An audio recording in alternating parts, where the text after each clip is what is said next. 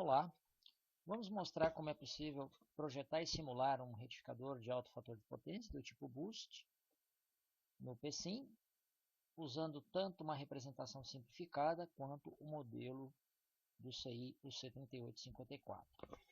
Então, o retificador é composto por dois estágios: o estágio de potência, que é o conversor em si, é justamente este bloco completo, e o estágio de controle, que é esse restante do circuito. Vamos apresentar aqui algumas explicações básicas sobre o funcionamento. Primeiramente, nós temos que amostrar a tensão de saída, comparando-a com uma referência fixa, que no caso aqui foi escolhida como sendo 7,5 volts. O ganho então é definido considerando-se que a tensão de saída desejada é de 350 volts, valor médio.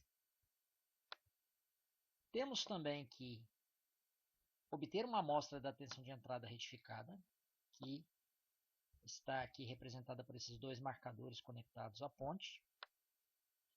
Então, esta amostra retificada, medida por meio de um sensor, é multiplicada pela tensão de saída do retificador e o sinal resultante é aplicado a um bloco divisor, sendo que a malha de feed-forward aqui será representada por um ganho constante de 1,414, justamente correspondendo ao valor de pico da senoide. Lembrando que a malha de feed-forward é responsável por regular a tensão de saída frente a variações da tensão de entrada.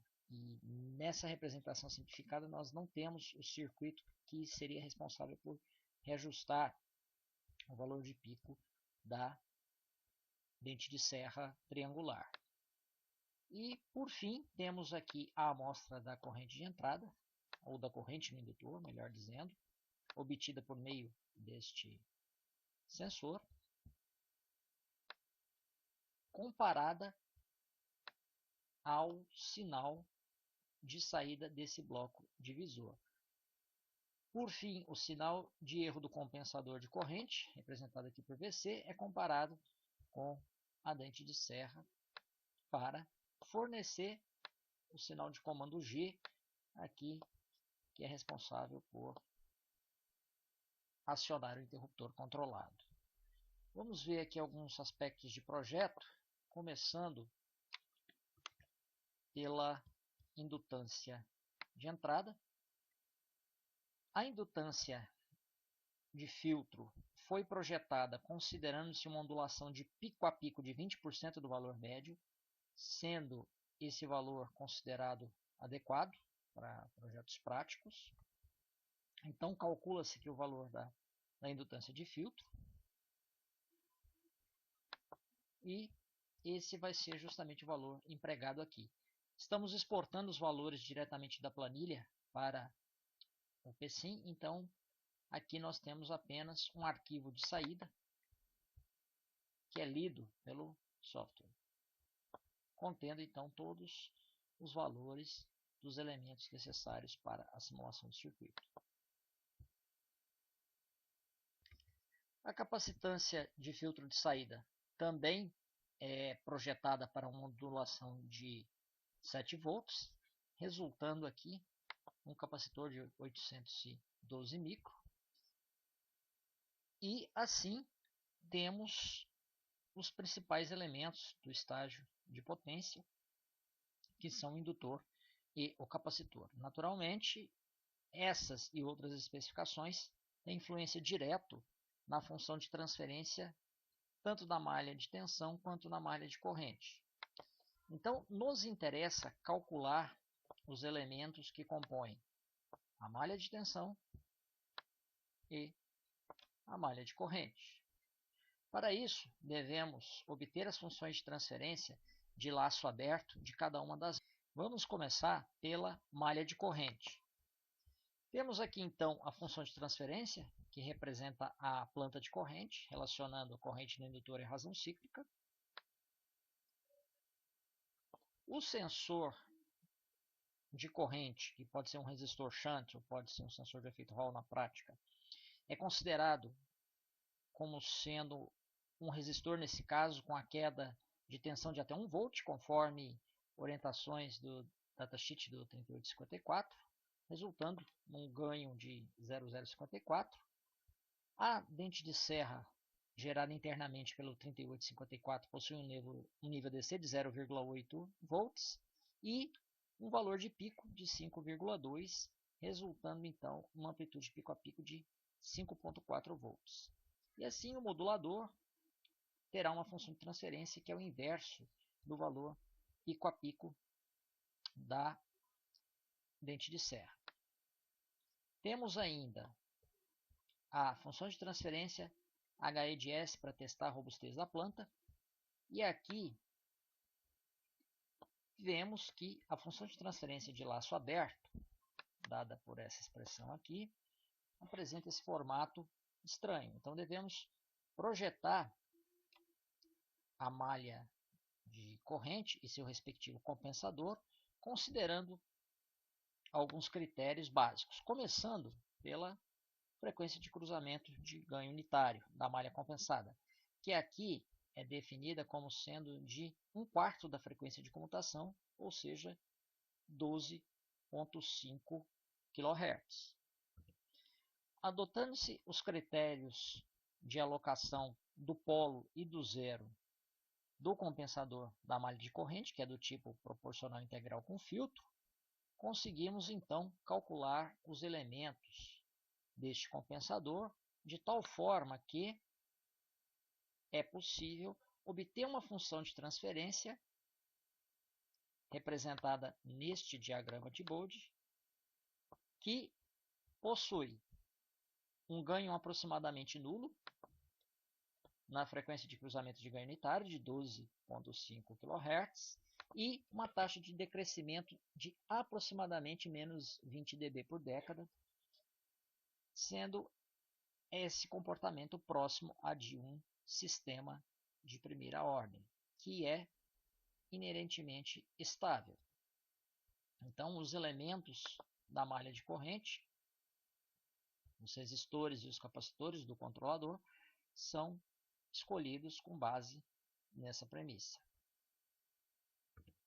Agora, a malha de tensão deve ser projetada primeiro considerando-se o ganho, que aqui é dado pela tensão de referência de 7,5 volts dividido pelo valor desejado, resultando num ganho de 0,21, que pode ser representado aqui na simulação por um voltage sensor ou por um divisor resistivo. Aqui usamos um divisor resistivo, também mostrado aqui na planilha.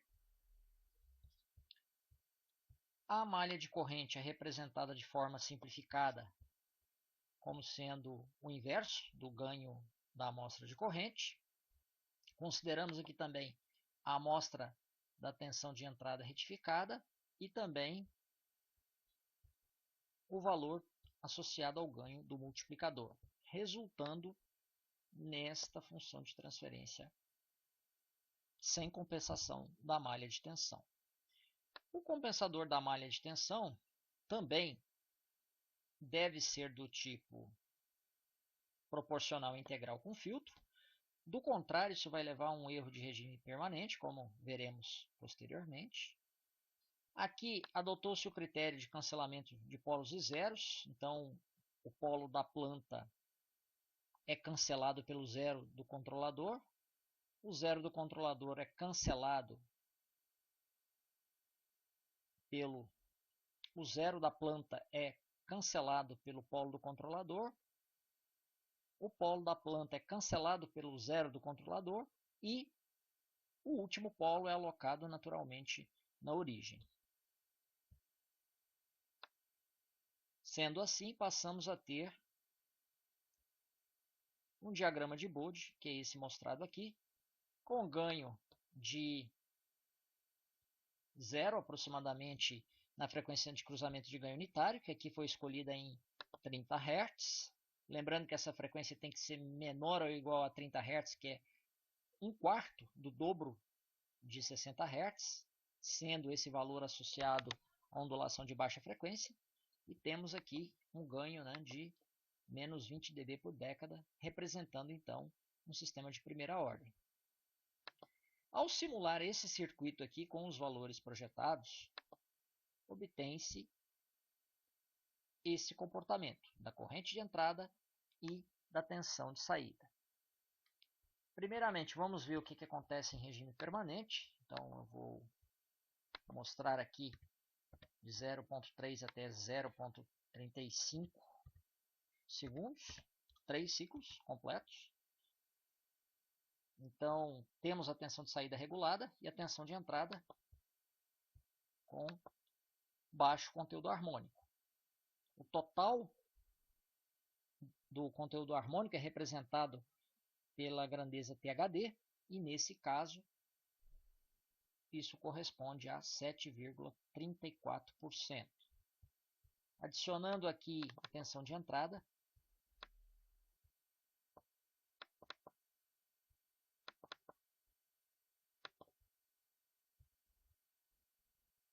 calcula-se o fator de potência usando o recurso do software, sendo que esse valor é de 0,996, muito próximo da unidade. Agora, o cálculo da distorção harmônica deve-se considerar até a 40ª ordem, segundo as premissas das normas IEC 61032 e 34. Dessa forma, o fator de potência, considerando apenas as 40 primeiras harmônicas, será maior do que 0,996. Temos aqui, então, o comportamento em regime permanente e, nessa situação, temos o comportamento em regime transitório. Vou remover a tensão de entrada. O que se constata aqui é que há um degrau de carga de 100% da potência nominal para 50% da potência nominal, nesse ponto, e aqui de 50% para 100%. A malha de tensão é lenta, para não distorcer a malha de corrente e garantir que a tensão de entrada esteja em fase com a corrente de entrada, sendo que essa última deve apresentar um baixo conteúdo harmônico. Então, aplicando um zoom nessa região aqui, verificamos que a corrente de entrada também é senoidal, composta por um conteúdo de alta frequência associada à comutação do interruptor. Aqui temos um overshoot de aproximadamente 390 volts e um undershoot de aproximadamente 310 volts. Porém, apesar da ocorrência do overshoot e do undershoot, o sistema é estável, visto que após o degrau de carga, nos dois instantes, a tensão média de 350 volts é obtida. Então, isso valida o projeto do sistema de controle, que é capaz de garantir uma corrente de entrada senoidal e uma tensão de saída CC regulada.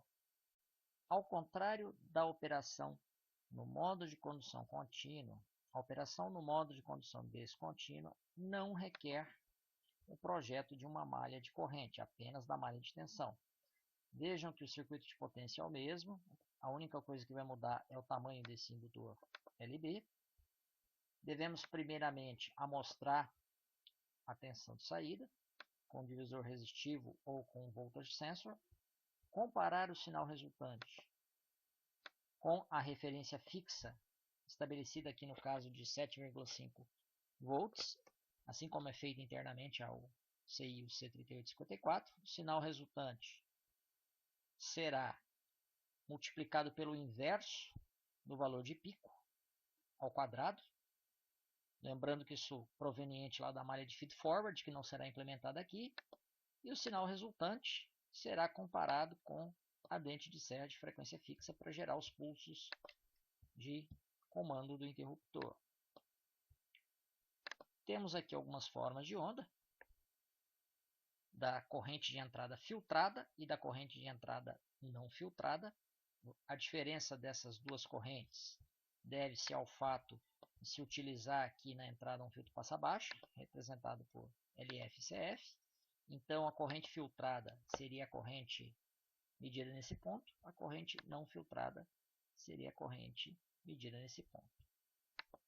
A corrente não filtrada, vejam que apresenta um envoltório senoidal, seguindo a premissa do modo de condução descontínua, em que a corrente no indutor varia com o perfil senoidal.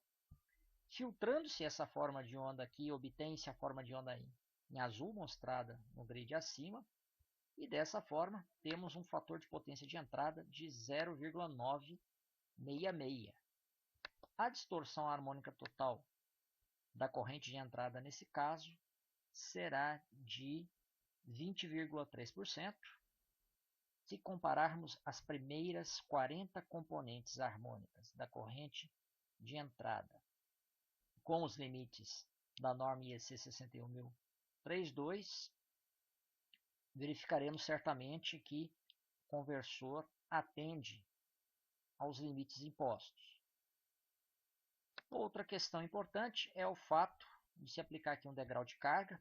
Então, novamente, aplicamos um degrau de carga de 50% para 100% da carga.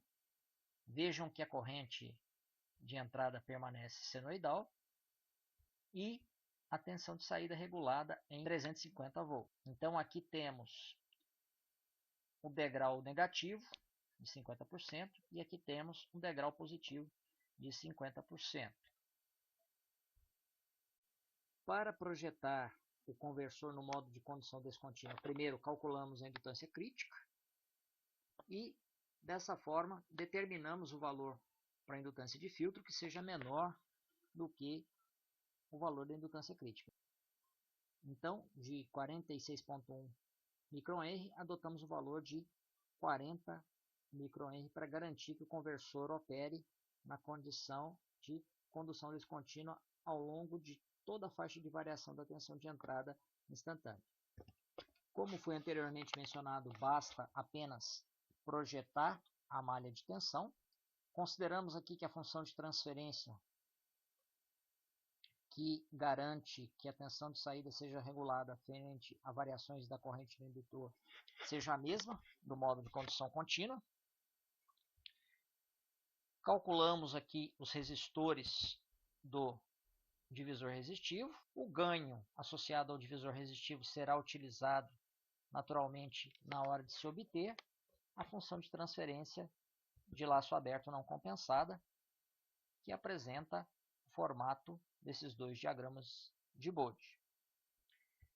Consideramos aqui a frequência de cruzamento de ganho unitário como sendo de 30 Hz, sendo esse o valor máximo permitido de 2 vezes a frequência da tensão da rede, dividido por 4, então 2 vezes 60, dividido por 4, igual a 30 Hz. Quanto maior a frequência de cruzamento, mais rápida é a malha de tensão.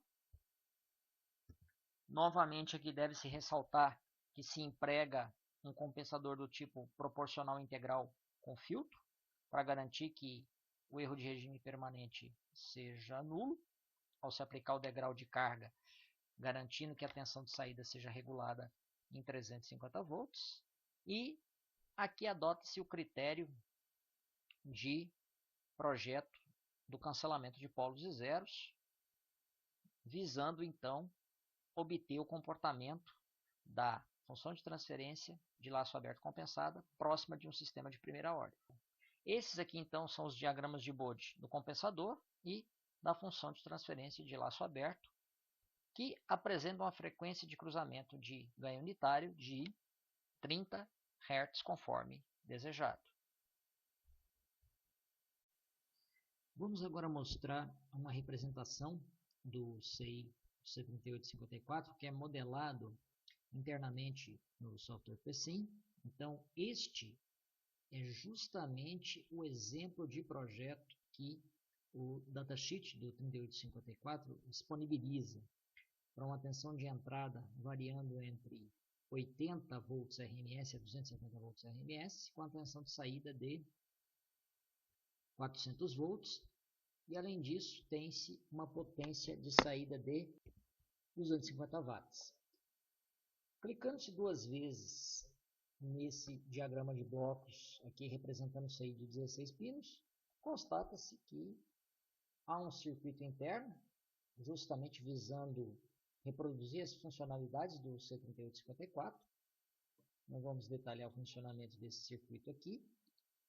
O que nos interessa basicamente é verificar o funcionamento do retificador boost quando associado ao C3854. Lembrando, né, que aqui temos alguns pontos importantes que nós vamos revisitar. O primeiro deles é o divisor resistivo que compõe a malha da tensão de saída. Então aqui é conectado o divisor resistivo, mas para simplificar a representação do circuito, nós conectamos aquele ponto justamente aqui. Então esse divisor resistivo é escolhido de acordo com a tensão interna de referência de 7,5 volts. Temos também que obter uma amostra da tensão de entrada retificada, representada aqui por VBus. Essa amostra da tensão de entrada retificada será fornecida tanto para a malha de feed-forward, como também como uma referência a ser seguida pela corrente de entrada. Como havíamos mencionado, pode-se empregar tanto um sensor Hall quanto um resistor shunt, sendo que esse último elemento é empregado nesse caso. E aqui conseguimos identificar alguns elementos de interesse para nós. O primeiro deles são os elementos associados à malha de controle de corrente, que se tem então um controlador do tipo proporcional integral com filtro. Porém, na malha de tensão temos apenas um controlador do tipo proporcional com filtro. Então, vejamos o que acontece quando se analisam as formas de onda no funcionamento do circuito. Novamente aqui, aplicamos a ferramenta do degrau de carga para verificar a estabilidade do sistema. Constata-se que a corrente de entrada permanece senoidal, porém, a tensão de saída agora sai de 400 volts e passa a assumir um valor próximo a 405 volts. Isso ocorre porque o controlador da malha de tensão não possui ação integral. Então, o datasheet do C3854 contém uma certa falha porque não informa ao projetista que, sem ação integral, haverá um erro de regime permanente, sendo que essa tensão pode ser maior ou menor do que o valor médio. Porém, isso é uma informação óbvia, considerando, naturalmente, que sem ação integral existirá esse erro inevitavelmente. Vamos projetar agora o retificador boost usando o CI 3854, empregando em substituição ao compensador proporcional com filtro, um compensador proporcional integral com filtro, que levará o erro de regime permanente a zero. Esse é um retificador que opera com tensão de entrada de 127 volts ou 220 volts, tensão de saída de 350 volts e, além disso, uma potência de saída de 1,5 kW. Temos duas formas de testar a estabilidade do sistema. A primeira, por meio de um degrau de carga, em 300 milissegundos, em que a carga aumenta de 50% para 100% da potência nominal. E em 500 milissegundos temos degraus do valor eficaz da tensão de entrada, de 127 para 220 volts. Vejamos o que acontece com o sistema pela análise das formas de onda. No primeiro grid temos a tensão de entrada, que permanece constante até 500 milissegundos. No segundo grid temos o comportamento da corrente de entrada. E no terceiro grid temos o comportamento da tensão de saída. Primeiramente, em 300 milissegundos, aplica-se o degrau de carga. A potência, então, aumenta de 50% para 100% do valor nominal. Verifica-se que o valor eficaz da corrente de entrada aumenta e esta permanece senoidal com baixo conteúdo harmônico. Em 500 milissegundos, a amplitude da tensão de alimentação aumenta de 180 volts de pico para 311 volts de pico, ou seja, 127 para 220 volts RMS. Constata-se que a potência drenada pela carga permanece constante, porque a tensão de saída também permanece regulada após alguns ciclos. Isso é possível graças à malha de feed-forward, que é responsável por regular a amplitude da dente de serra, tornando então o circuito imune a variações da tensão de entrada. Em outras palavras, se esse retificador fosse usado para alimentar uma carga qualquer, esta poderia ser conectada em uma rede de 127 volts ou 220 volts, fornecendo correção de fator de potência de entrada e uma tensão de saída CC constante de 350 volts, conforme desejado.